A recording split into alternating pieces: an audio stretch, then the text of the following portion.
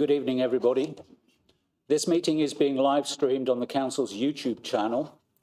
The recording of the meeting will remain online for 4 years, and if you are present in the chamber, you are consenting to appearing in the recording and broadcast, which may also be used for training purposes. I think we have apologies tonight from Councillor Chambers. No other apologies, I think, or do we need to express the Managing Director's apologies? Okay, Managing Director is away elsewhere. Any others? No? Okay, declarations of interest. Any declarations of interest? No. Minutes of the meeting, dated 6th of September 2023. Are we happy and content with what took place then? Okay, I'll sign those.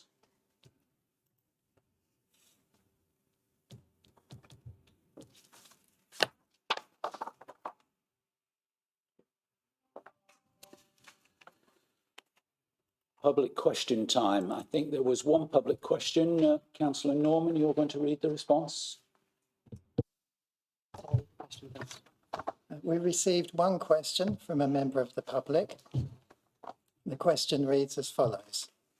I am still waiting a second reply from your asset management and property services. I asked for transparency and the process by which the land earmarked for housing at Blackbridge got made surplus to requirements.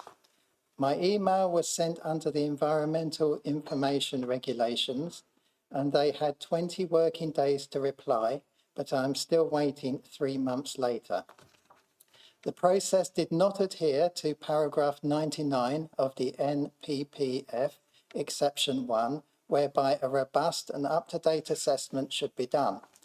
The council apparently deemed it surplus to requirements at a meeting in the 22nd of October 2014.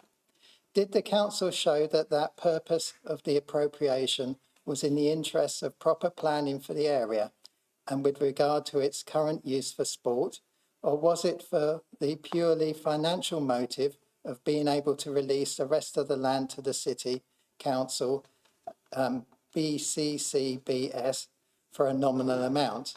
The response so far has been inadequate, so before taking this to the local authority ombudsman, please could you evidence that the proper procedures were carried out? That is the end of the question. Thank you for the question. The response is, it was the County Council who owned the land and deemed it surplus.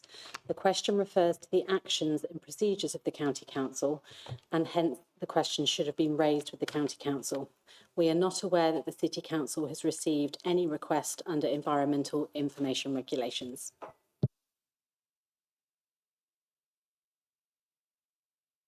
Thank you, Councillor Norman. Petitions and deputations? Anything? None? Thank you. Move on to Leader and Cabinet Members' question time. Councillor Hilton.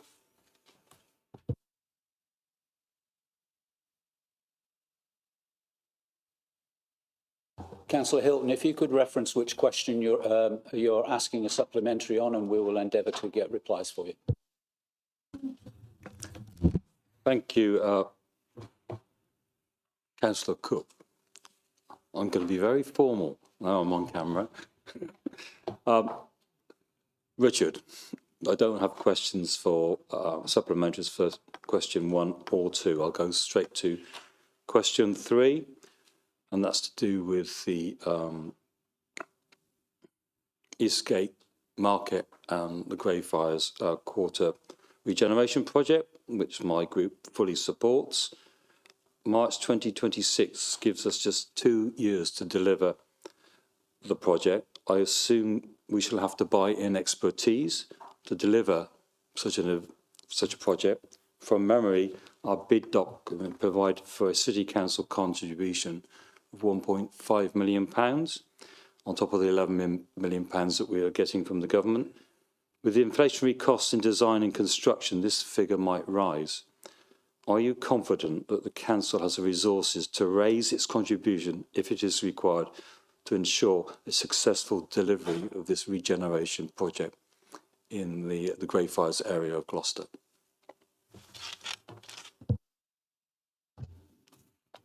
Thank you. I would suggest that it's probably too early to make a commitment that you're requiring at the moment, because A, inflation hasn't happened. We're looking at potential future inflation. B, we haven't decided the scope of the work that we'll do there. But I am confident that we will deliver a successful project in that area.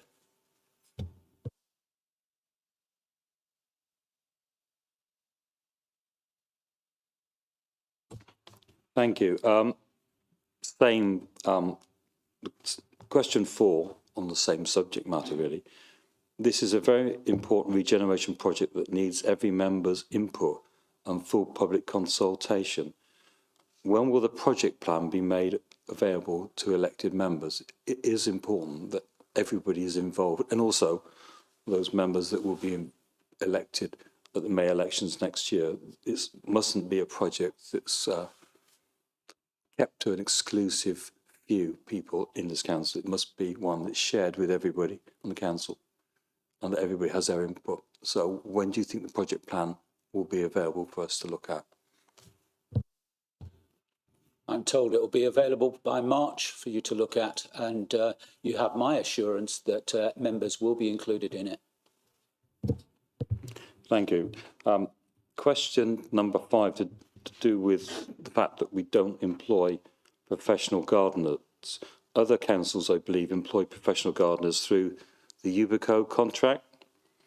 This expertise is useful in managing work at focal point gardens. I'm thinking of Wellington Parade Garden, for example, on London Road. Professional gardeners understand what needs to be done, and they can manage volunteers so they know what to do as well. If we had gardeners at Wellington Parade Garden, it would be a handsome open space at the entrance to the city centre, rather than the scruffy piece of open space that we have today. You visited the site with myself, and we've agreed some improvements, but we do know that the open spaces manager has had difficulty in finding contracts to do small amounts of work. This sort of work would be easy to commission if we use Ubico professional gardeners to do the work. I wonder whether you will reconsider the 2011-2012 policy, which doesn't employ professional gardeners, in order to deliver improvements in those gardens that aren't suitable for your wildflower, nature-type places. I mean, I did mention in my first question Hillfield Gardens, Barnwood Arboretum. There are other focal point places where in actual fact you need that expertise, and this council doesn't have it at the moment. So will you reconsider your policy, or are you going to stick by it? I think a lot of this always comes down to cost. One of the reasons for introducing the scheme in 2011-2012 to replace seasonal bedding was in part to reduce the amount of money that we had to spend on professional gardeners. So at this point in time, when the budget's so stretched, I think to reintroduce something, when there's so many motions going on about introducing wildflower, bee pollinating opportunities and things like that, that we will be taking a retrograde step. I appreciate that there are small areas of the city which do have scruffy beds, but hopefully the Public Open Spaces Manager will be able to find the local volunteers and other help to ensure that they're brought up to a better standard.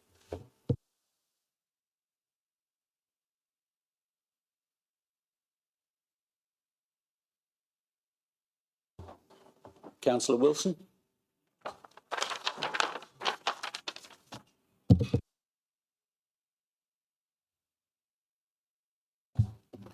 Thank you for the answers. It's supplementary to both of the questions. So first of all, question number 9, with regards to the draft accounts for 21-22. The last financial period we have audited accounts for is 2021, which was nearly 3 years ago. I really had been hoping that we could have had something by now. The answer is ASAP. I'm just wondering what we mean by ASAP. Are we talking about this month or next month or when? Because we really need to get this done. Thank you, Councillor Wilson. So first of all, apologies for not advising that there'd been a change of priorities and sort of focus in regards of the auditors asking us to look at the value for money assessment. So that was remiss of us, and we do apologise for not reaching out to you as Chair of Audit and Governance. The Head of Finance and Resources and I are discussing a timeline. We have a further one-to-one tomorrow, so I will hopefully be able to get a commitment from him there, which we can then share with you accordingly. Thank you. Then question number 10. The question was, are we still on course to publish 2022-23 draft on audit accounts before the May local elections?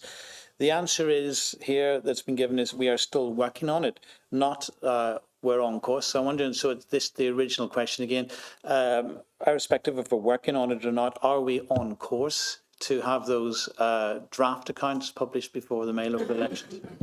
Thanks, Councillor Wilson. Yes, it's still our intention to have them published prior to us going into PERDA so that we can debate any questions at members' questions at full council in March. That's still the intention.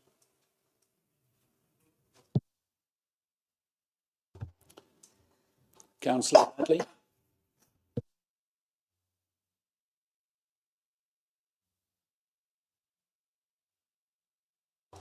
Thank you. So my questions are for Councillor Chambers. How would you like me to proceed? Ask your question, and in the absence of Councillor Chambers, we will invite an officer to make a response. And if they can't make a response, we'll get a written reply in due course. Lovely, thank you. So my first supplementary is for question 11, which is why haven't I had an answer to question 11 and why was this deemed to be acceptable?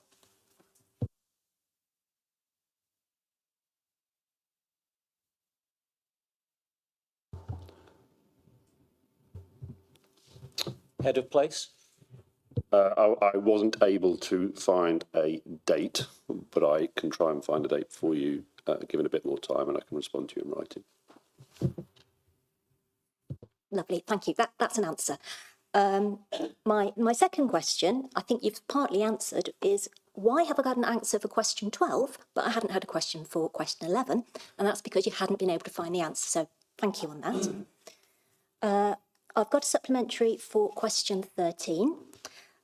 Which is my residents report they feel that they are in a constant shell game being moved between different authorities. Does, in principle, this approach is a positive one, and I've asked the team to explore this, mean that when another agency raises a concern, those who have a fellow professional background, this will be followed up and taken seriously by our own professional officers? Head of Place. Just to delve into a slight bit of detail for the answer. So when we get a complaint for an enforcement case, we will investigate that complaint. My impression is most of the complaints we've received are around noise and dust, and those are the complaints that our environmental health team have investigated. If there is a planning concern that's been raised and it hasn't been investigated, then I apologise for that. That should be happening, yeah. So if there's a planning concern raised and it is a city council planning matter, then that should be investigated by our enforcement officer. Lovely, thank you. I'll pass that on to some of the agencies that are involved. Thank you, much appreciated. Thank you. That concludes Leader and Cabinet Members' question time. We'll move on to the item 7, which is the Peer Challenge Programme Review. That's one of my reports.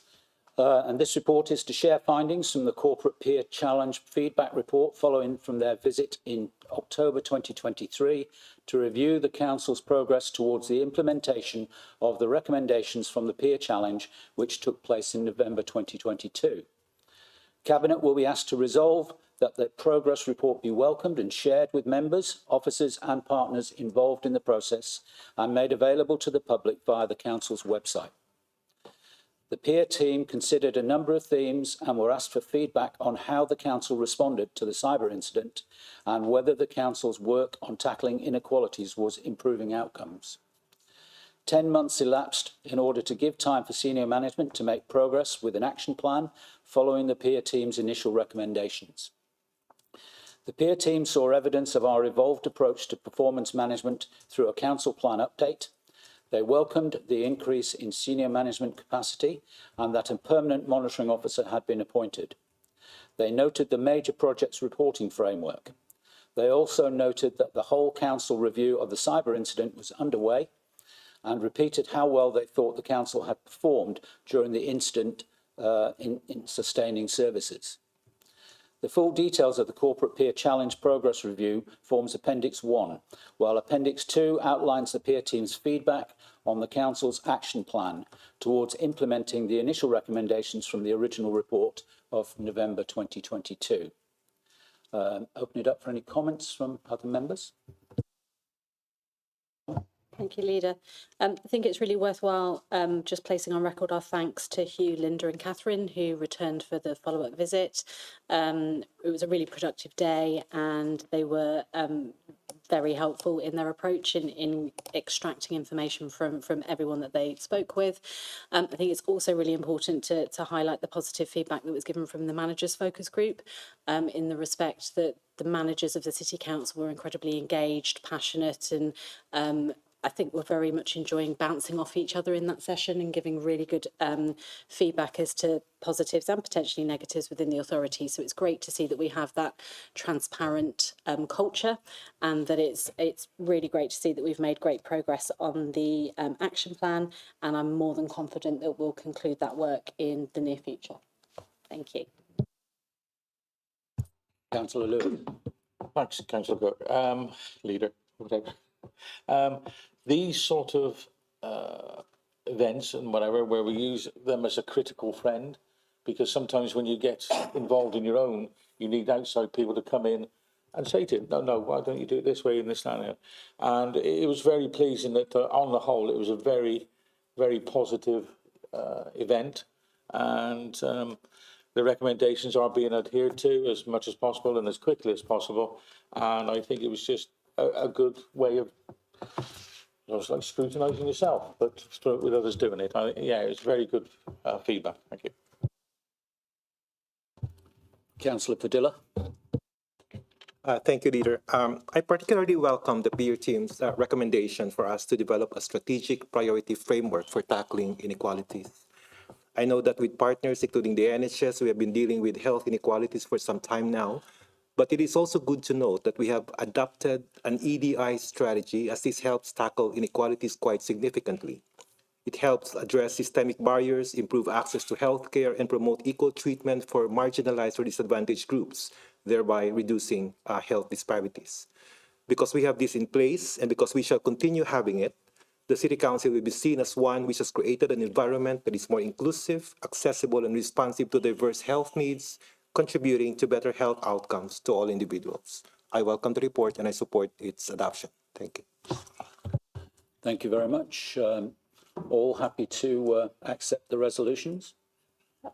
Thank you very much. Move on to item 8, which is the ERDF Urban Greening Report. And this project commenced in 2019 with Gloucester City Council as the lead delivery partner with 3 sub-partners, namely Cheltenham, Tewkesbury and the University of Gloucestershire. The project was originally supposed to last 3 years, but was delayed as a result of COVID, a contract termination and the death of a partner project manager. Practical completion was the 31st of May 2023. In Gloucester comprised an area of over 48 hectares, representing 75% of the total area delivered, costing £1.23 million, which was about 82% of the total spend. The overall area of improved habitat was over 65 hectares, which exceeded target by about 5%. The key interventions were to deliver, firstly, improved habitat and biodiversity, flood mitigation, physical and mental well-being for people, water quality improvements, urban cooling. The details of all these interventions are listed in Table 2. The work has received considerable praise with positive feedback from the public and awards, 3 awards from the Council for the Protection of Rural England. Despite the social value policy being introduced only partway through the project, the project still gains social value summed close to £200,000 by contributing to both improved physical and mental well-being of the public and providing mitigation against climate change. There is no further eligibility for ERDF funding, but there are a number of alternative funding streams for future biodiversity improvement schemes, including an expression of interest from Severn Trent and funding from the Environment Agency, LLFA, Enavert and Gloucestershire Wildlife Trust. These ERDF interventions must be maintained for 7 years, and the project team has had handover meetings with the Public Open Spaces team, Ubico and the Rangers to ensure that full information regarding the required maintenance is understood. And Appendix 1 of the report displays a number of very colourful photographs which result from the work, which have all received a lot of praise. So I'll open it up to any comments from members. Thank you, Leader. Having worked most of my adult life in the countryside, on farms and things like this, it's just nice to see that the city is being, how should we say, transformed into a lovely place to live. And we all know how nice and how the well-being of the countryside it affects people. So to actually have this within the city boundaries is a great advantage, and it just makes it a much nicer place to live. And I wholeheartedly endorse everything that's gone on with this. Thank you. Any? Councillor Padilla? Thank you, Leader. I live in Matson, and I also represent it in this council, on top of being cabinet member in charge of communities. Matson has wildflower meadows, and residents appreciate them. And I'm sure that this same sentiment is shared by the other residents across the city. But as we are no longer eligible anymore for any ERDF funding, having left the European Union, I think the challenge for us now is to not only persistently identifying diverse funding sources, but in the same vein, also kind of cultivate extensive partnerships dedicated to enhancing biodiversity. So I think that's the direction that we should be taking so that we can be consistent along this line. Thank you. Thank you very much. All happy to accept the recommendations? Thank you very much. Move on to item 9. Councillor Norman. Thank you, Leader. Section 13A of the Local Government Finance Act 1992 gives the council discretionary powers to reduce the amount of council tax payable in individual cases or for classes of case. This includes reducing the amount payable to nil. The government made recommendations in its Care Leaver strategy, Keep on Caring, Supporting Young People from Care to Independence, published in 2016, that local authorities should consider exempting care leavers from council tax using their existing discretionary powers. All councils in Gloucestershire in 2019 implemented a care leavers policy.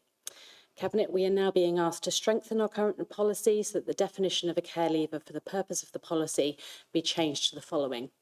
A young person aged 18 to 24 who was formerly a child in the care of Gloucestershire County Council or other local authority in England and then became a former relevant child as defined by the Child Leaving Care Act 2000. The care leaver must be resident and liable for council tax on a property in the Gloucester City area. We are also asked to confirm that eligibility criteria be changed to the following.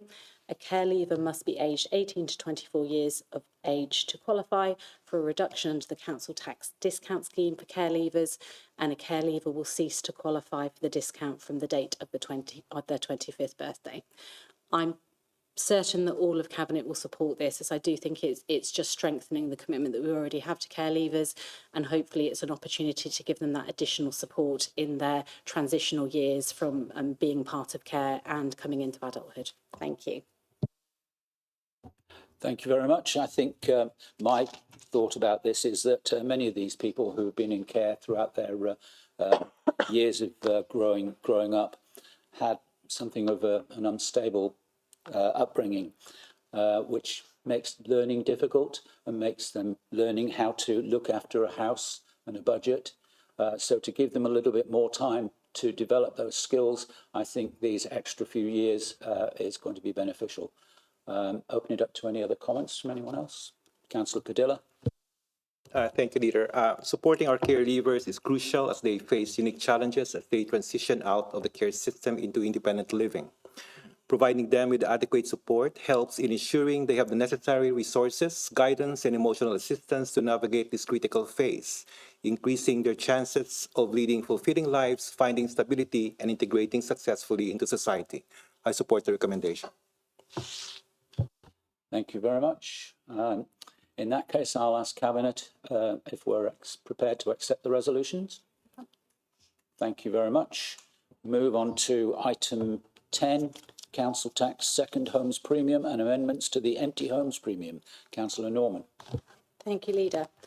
Cabinet, in May 2022, the Government's Levelling Up and Regeneration Bill put forward proposals to discharge discretionary council tax premium options on second homes. The bill received royal assent on the 26th of October 2023 and gives local authorities the option to include a council tax premium on properties which are occupied periodically, i.e. second homes, and a reduction from 2 years to 1 year before an empty home premium is applied. The purpose of the Empty Homes Premium charge is to encourage property owners of long-term empty properties to bring these properties back into use.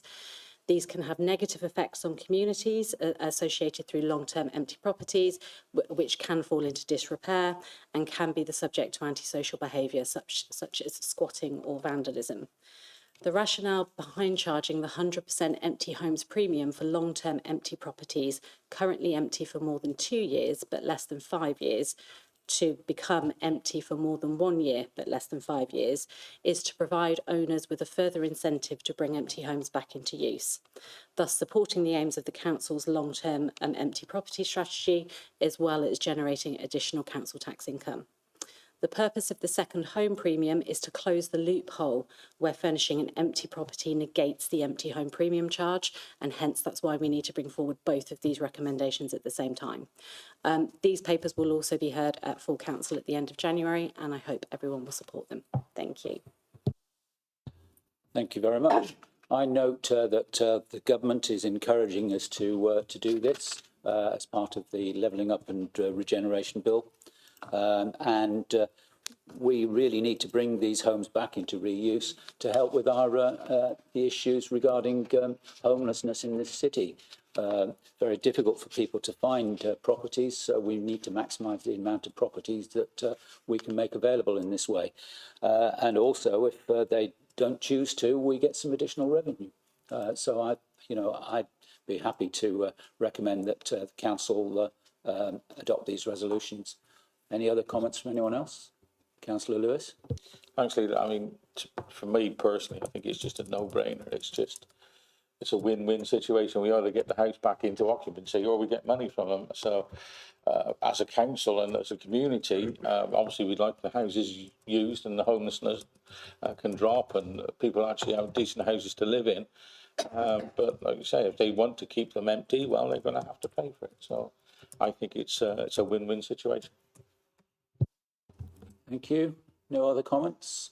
All happy that Cabinet recommends to Council that this policy be adopted. Thank you very much. Move on to item number 11, proposed disposal of land for Blackbridge Sports Hub. Councillor Norman. Thank you, Leader.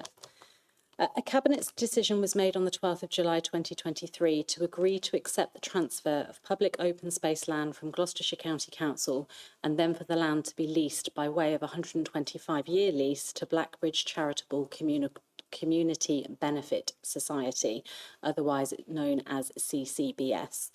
Both transactions will limit the use of the land to the purpose of community sports and community use only. Blackbridge CCBS obtained planning permission for the proposed sports hub in June 2023, and Gloucestershire County Council therefore transferred the land into the City Council ownership on the 22nd of November 23. We then issued public notices on the intent for us to dispose the land, and they were published on the 23rd and 30th of November. One objection had been received. Appendix 1 contains the detailed response from that objector, and the Council's response to the concerns raised has been listed in Appendix 2. I hope that Cabinet agree that the explanation that has been provided to the objector and agree that the resolution to this report proceed so that we are able to make great progress towards the delivery of a key Council priority in the establishment of the Blackbridge Sports Hub. Thank you.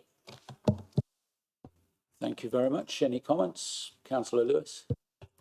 Thank you, Leader. I wholeheartedly welcoming the Blackbridge site to be for sports and whatever, and I think it will prove to be a wonderful community asset. I understand with the objections and whatever, but I think as a general whole thing, it'll benefit the community a lot more than it will detract from it. And the more sort of sporting events that people get out and become healthier, and it's a win-win situation again. So I'd wholeheartedly recommend this. Thank you. Any other comments? I think I would just add that the officer response in Appendix 2 made a great deal of sense to me. So although there is an objection here, a number of objections from the same individual, I think the responses from officers were absolutely fine. So I'm happy personally to accept the recommendations. Are all others? Yes, okay. And we'll move on to item 12, which is the review of Gloucester Cemetery Rules and Regulations. Councillor Norman. Thank you, Leader. So following on from the Council motion in November 2023, Council unanimously agreed to a review of the cemetery rules and regulations, looking at both industry best practice and the rules of cemeteries within the closest proximity to Gloucester. The report in front of you summarises the proposed changes to the rules at Appendix 2. This will include changes and also clarifications, i.e. defining measurements in both imperial and metric figures. The major change which is being recommended is expanding the options of material which are allowed to define the 3 foot by 2 foot soil border where her headstone would normally sit. The proposed new rules add concrete as a border option, as this is more cost effective than the current granite which is recommended, and therefore we believe it's good to broaden those options. The new rules also reinforce that once final settlements of grave have taken place, they will need to be seeded so that the cemetery does comply with being a lawn cemetery. This evening, Cabinet is asked to agree that these new proposed rules go out for a period of public consultation. That will include the normal consultation channels that we undertake, including social media, etc., but also families of those bereaved and that use the cemetery. We will also do consultation with funeral directors as well as through bereavement groups that the council interface with. It is the intention to then bring back a follow-up report to this Cabinet in March to agree on the final rules so that not only families can have certainty of how the rules are going to be enacted moving forward, but that also cemetery staff have clear direction on the rules on the site in time for us to move into the spring maintenance period. Thank you. Thank you, Councillor Norman. I just wanted to say I think this is extremely quick work. It's been done very quickly and very thoroughly, making the comparisons with lots of local cemeteries and crematoria in the area. I think the changes in rules are very sensible, and I'm personally quite happy that they go out to consultation as soon as possible, and that will bring us closer to a conclusion. Any other comments? So all happy then to accept the recommendations? Yes, okay. Move on then to item 13, which is the Events and Festivals Report on 2023 and the plan for 24. Thank you, Councillor Lewis. Thank you, Leader. The review of the activities in 2023 proved that the city was very busy with events and festivals. Ranging from the Three Choirs to the Retro Festival, Tour of Britain, little thing called the Coronation, High Street Fest, Gloucester Day and the Lantern Procession, just to name but a few. This year we anticipate 2024 will be even busier with the return of the tall ships, which I think I'm hearing various things through the grapevine. It's going to be a fantastic show for 3 days. The rest of the major activities are listed in the papers and whatever, which you can all read at your leisure. But I would also encourage people to look at the Visit Gloucester website to find out exactly what's going on each month or a month in the future sort of thing, because that's where you will be told what is happening, when it's happening, and all the rest of it. We also support many of the various associations and community groups with funding and advice, which makes the activities inclusive with residents and further afield. I wholeheartedly recommend the points made in the papers and look forward to an even busier and more exciting time for Gloucester.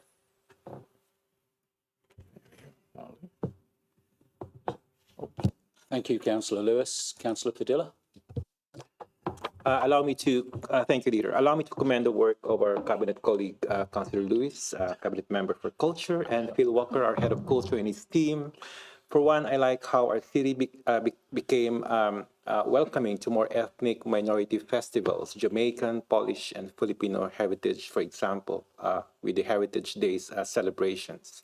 As chairman of the Gloucestershire Filipino community, I can confirm that my community members are so appreciative of the support we have received. And of course, we anticipate more support from this council in the months and years to come.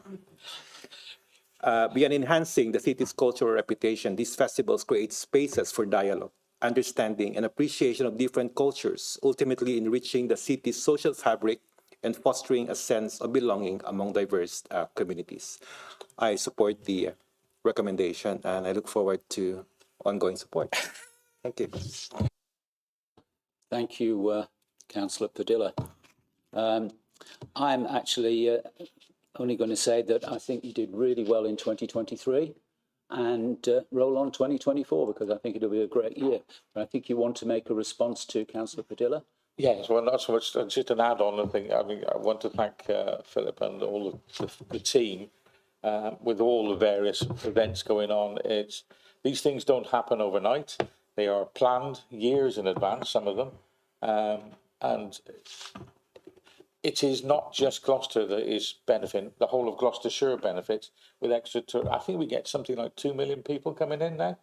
So to put these events on, we are putting Gloucester back on the map and it's making everybody feel happier, which is what culture is supposed to do. So yes, and thank you very much, Phil, for you and your team. Thank you, Councillor Lewis.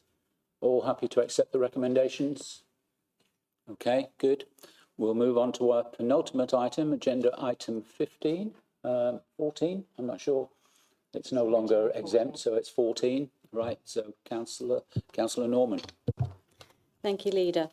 The Council and Gloucester City Homes have drafted heads of terms for the disposal by the Council of sites in its ownership in Podsmead. This is to enable the regeneration of the Podsmead estate through the provision of affordable housing as well as commercial, leisure and community facilities. This report seeks Cabinet's approval for the draft heads of terms for the disposal of the sites within its ownership to GCH and delegate authority to implement and/or facilitate the delivery of estate regeneration in line with those heads of terms. It is proposed that the sites will be sold at a sum that is below market consideration in order to deliver specific council objectives. Excuse me. This should be taken into serious account by ourselves as Cabinet and should be one of the key considerations that we take in our decision-making process. As per section 3 of the report, it summarises that in December 2022, Cabinet resolved to progress with negotiating of heads of terms with GCH. 3.1 through to 3.5 of the report highlights revisions in those plans with the demolition and reprovision of 117 new homes. And the development on council sites is proposed to deliver 107 affordable flats and homes, commercial space and a new community space as alongside park and play facilities. As per 3.8 of the report, the sale would be subject to a number of factors, including the securing of planning permission, the attraction of grant funding from Homes England, and the release of a restrictive covenant covering part of the scheme in favour of the Gloucester Schools Trust. However, it should be noted that completion of this scheme would achieve one of this council's key objectives. Thank you. And how pleased I am after all these years to see progress being made in this. I know there have been almost uncounted difficulties in getting it moving on, but we are now moving on, and hopefully within a short time we'll see huge benefits in that ward. So I'm very happy to support the recommendations. Open it up to Councillor Padilla. We welcome the Podsmead estate regeneration. But I'd like to make a point. It's just disheartening that Matson, the ward I represent, continues to lag in regeneration projects. We were once ahead of Podsmead in this regard, but now we're at a standstill without any indication of when progress might become a reality. Regenerating our community is vital as it uplifts residents' quality of life by providing improved infrastructure, healthcare, education, and economic opportunities. It breaks cycles of poverty, boosts social well-being, and empowers individuals. Moreover, it cultivates pride, revitalizes the area, and fosters a more inclusive and vibrant society. As we support and make Podsmead's estate regeneration tonight, my hope is for Matson to hopefully follow suit in the near future. Thank you. And I too hope that Matson follows in due course. I know, again, there have been huge difficulties in terms of viability in bringing that one on, and money always counts. But I do hope in due course that can be brought on. Are we all happy to resolve that delegated authority be given to the head of finances and resources and the appropriate cabinet members to conclude and agree heads of terms with Gloucester City Homes? Yeah, okay, thank you very much. I think that then concludes this meeting. Thank you all for your participation. Thank you, officers, for spending part of your evening here with us, and meet you in another cabinet meeting in a month's time.